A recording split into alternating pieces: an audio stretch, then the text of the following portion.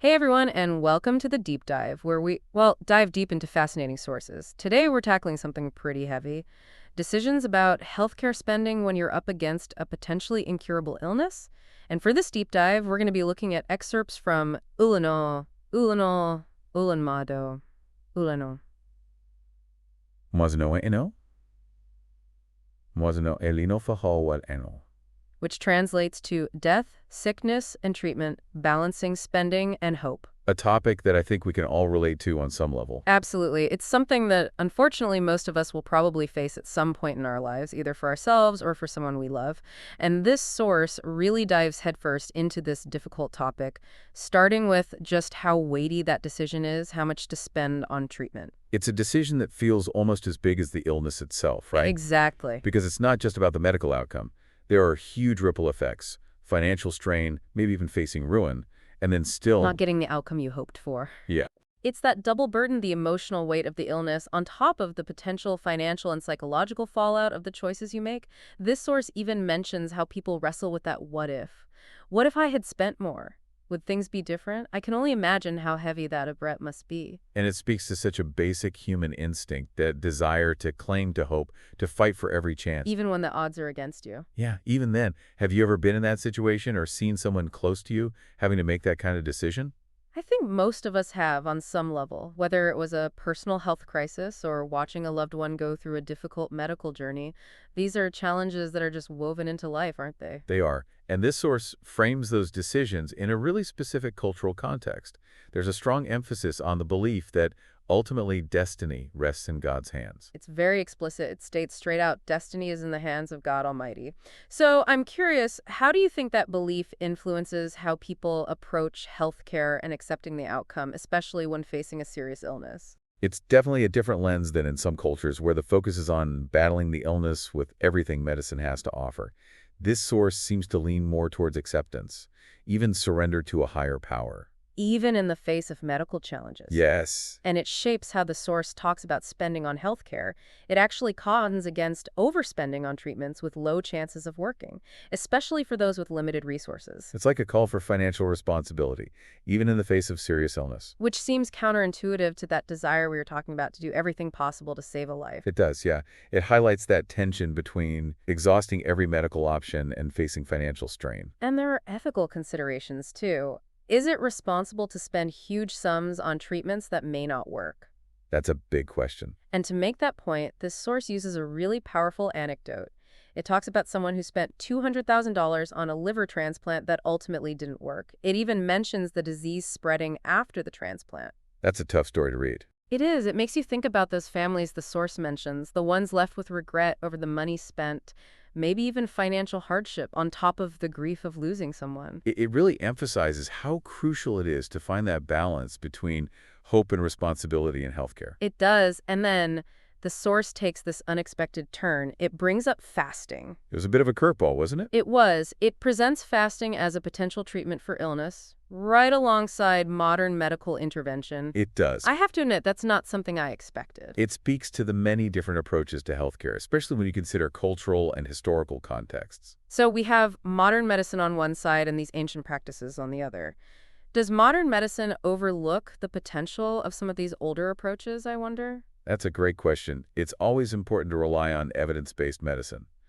But maybe there's room to be open to the wisdom of some traditional practices as long as they're approached safely and responsibly. Which brings us back to that idea of balance. Maybe it's not about choosing sides, modern medicine versus traditional practices, but finding ways to integrate different approaches for a more well-rounded approach to health. Exactly. And this source, even after introducing fasting, keeps coming back to the importance of balance between spending and acceptance, pursuing treatment and recognizing limits. It's not about one extreme over the other. Right. And finding that balance is a journey in itself. It is. It requires open communication between patients, families, and healthcare providers, especially when making tough choices about treatment. Especially then. And this source, even while exploring all these complex and sometimes conflicting ideas, seems to really emphasize finding peace with whatever path is chosen. That's right. It talks about accepting what can't be changed and focusing on the well-being of those who are still living. And letting go of the regret over the decisions that were made, even when the outcome wasn't what anyone hoped for. Even then, it's a powerful message, and it offers a specific lens through which to view that journey, the belief that ultimately fate rests in God's hands. It does. It explicitly states destiny is in the hands of God Almighty. And what he did not will was not. It's a lot to absorb. We've covered so much in this first part of our deep dive. The weight of those decisions around healthcare spending, the emotional and financial burdens of serious illness, the influence of cultural and spiritual beliefs, and that crucial need for balance in how we approach healthcare. But we've only just scratched the surface. We have. And before we go on, I'd like to leave you with a question. How do your own personal beliefs and cultural background shape how you make healthcare decisions, especially that you're facing difficult odds? It's something to think about as we continue our exploration in the next part of this deep dive. That's an excellent question, one worth pondering. We'll be back soon with part 2, where we'll go even deeper into this thought-provoking source. See you then. Welcome back to our deep dive into healthcare spending and acceptance. You know, I've been thinking about that idea of surrender. Accepting what you can't change. It's a hard thing to do, especially when you're fighting for your health or the health of someone you love. It is hard, but this source doesn't say that you shouldn't seek treatment at all. It actually quotes the Prophet Muhammad as saying, God has not created any disease except that he has created a cure for it, which he is taught from his knowledge and ignorant of from his ignorance. Oh, interesting. So it's not about rejecting medical care completely. It's more nuanced, right? It is. Like finding that middle ground between going after every treatment and acknowledging that medicine has its limits. Exactly. And it's interesting how the source puts modern medicine side by side with more traditional practices like fasting. Yeah. It even suggests that fasting could be a solution on its own, or at least a beneficial addition to medical treatment. There's that line that really stood out to me. It says, fasting, which God made a shield, meaning protection from everything, especially from diseases, is not mentioned by doctors at all. I mean, how often do you hear a doctor recommending fasting along with a prescription? Not very often. It's definitely a different perspective. And while it's important to be cautious about claims like that and make sure we're following evidence-based medicine, it's also really interesting to think about those beliefs in their cultural and historical context. Fasting has been practiced for centuries. For all sorts of reasons. Right, both spiritual and physical. Makes you wonder if there might be some situations where ancient wisdom combined with modern medicine could actually lead to better results? It's a question worth asking. While we shouldn't dismiss all the incredible advances in modern medicine, I think it's also good to be open to the potential of traditional practices, as long as we approach them with a healthy dose of skepticism and focus on safety. So maybe it's not an either-or. Maybe it's about finding that sweet spot where you can integrate different approaches and have a more holistic view of your health and well-being. Exactly. The source isn't pushing for one extreme or the other. It's urging us to find that middle ground, a path that combines making informed decisions with accepting things we can't control. And that path is going to look different for everyone, right? It will. Depending on their beliefs, their resources, and the specific health challenges they're facing. Absolutely. And that's why having open and honest communication between patients, families, and healthcare providers is so important. It really is. It's about having those tough conversations, weighing the pros and cons of each option, and ultimately making choices that align with your own values and priorities. I agree.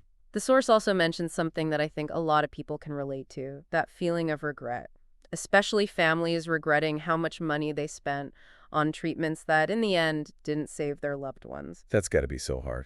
It is. It just highlights the enormous emotional burden that comes with making these difficult decisions. It's not just about the financial resources either. It's about the emotional and psychological toll of dealing with a serious illness and potentially losing someone. Right, and all of that ties back into the source's message of acceptance, finding a way to make peace with those decisions, even if they didn't turn out the way you hoped. It's about letting go of that regret and focusing on the people who are still here, remembering that grief and loss are a part of life, and that how we deal with those emotions, how we find meaning even in the midst of suffering, that's a deeply personal journey. It is, and this source frames that journey through the lens of faith, the belief that ultimately fate is in God's hands. Right, it says that destiny is in the hands of God Almighty, and what he did not will was not. It's a belief that can offer a lot of comfort, It can. a sense of surrender when you're facing really difficult circumstances. It can. But it also brings up some tough questions, like if everything is already decided, does that mean our choices don't matter?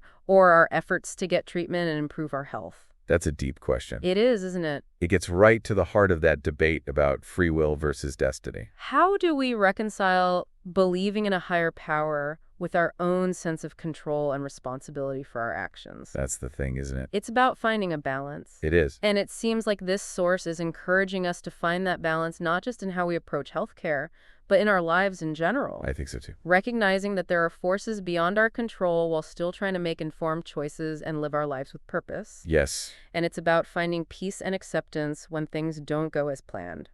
Which leads us to a very important part of this source, the part where it talks about death. It doesn't shy away from talking about death. It includes a quote from the Prophet Muhammad where he advises against wishing for death. "Let none of you wish for death because of a calamity that has befallen him.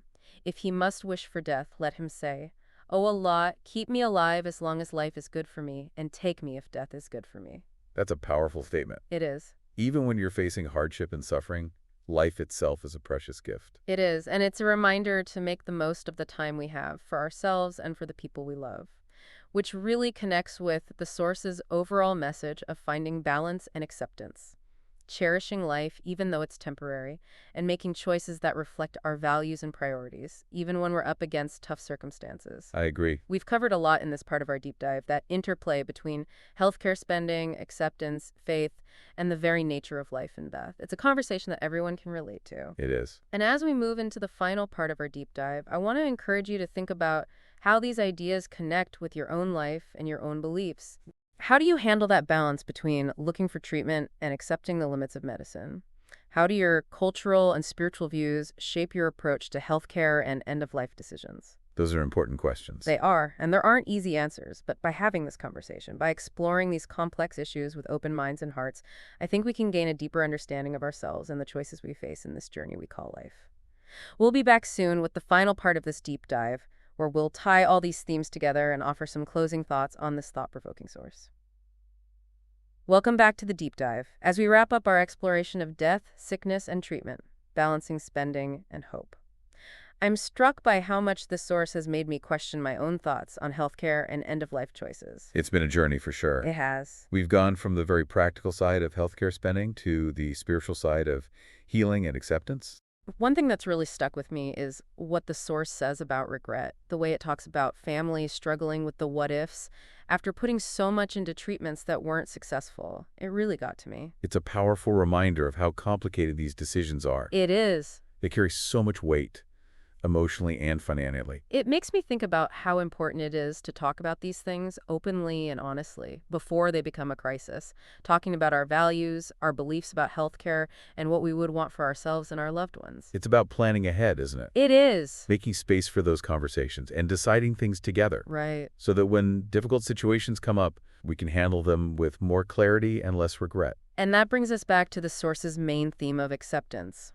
Finding peace with the choices we've made, even when things don't go the way we expected. Letting go of the what-ifs and focusing on the people who are still here with us. Right. Finding meaning and connection right now, even when facing loss. The source reminds us that the living is better than the dead.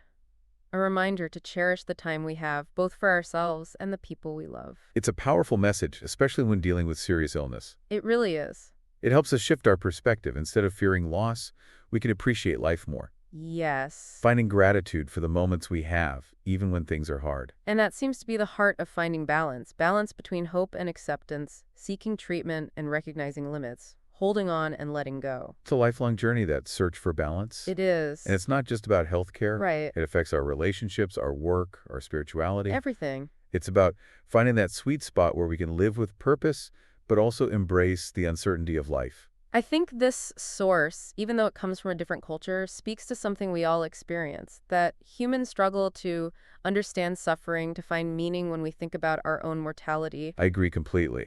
It reminds us that no matter where we come from or what we believe, we all share this experience. And in that shared experience, there's a deep opportunity for connection and understanding. There is. As we finish this deep dive, I'm just in awe of how complex these issues are, and I appreciate even more the importance of compassion. For ourselves and for others. Me too. It's a humbling reminder that there are no simple answers, and that everyone's journey is different. It is. The source ends with a really thought-provoking statement. Regret does not help and does not bring things back. The dead is dead, and the living is alive, and whatever is lost cannot be replaced. Wow. It's a stark reminder that death is final, but it's also a call to action, to live in the present moment, to live with intention, and make the most of the life we have. It is. So as we close our exploration of death, sickness, and treatment, balancing spending and hope, I want to thank you for being here with us on this journey. It's been an honor to dive into these complex and challenging topics with you. It is. I encourage you to keep thinking about these things, to consider what resonated with you, to share your own thoughts with the people you care about, and to approach these issues with an open mind and a compassionate heart. That's so important. Because in the end, these aren't just abstract ideas. They are the very real struggles that shape our lives and the lives of the people we love. So until next time, keep searching, keep asking questions, and keep exploring all the knowledge out there. Thanks for joining us on The Deep Dive.